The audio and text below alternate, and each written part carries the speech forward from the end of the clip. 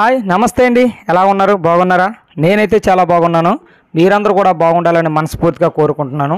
అందరూ కూడా బాగుండాలి, అందులో నేను ఉండాలన్నదే నా కోరిక. ఈరోజు మనం అతి తక్కువ రేట్లో మంచి ల్యాండ్ అయితే తీసుకురావడం జరిగింది.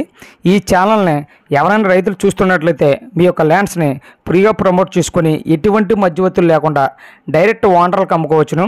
అదేవిధంగా కొనుగోలుదారులు కూడా ఎటువంటి మధ్యవర్తులు లేకుండా డైరెక్ట్గా రైతుల దగ్గర నుంచే కొనుక్కోవచ్చును.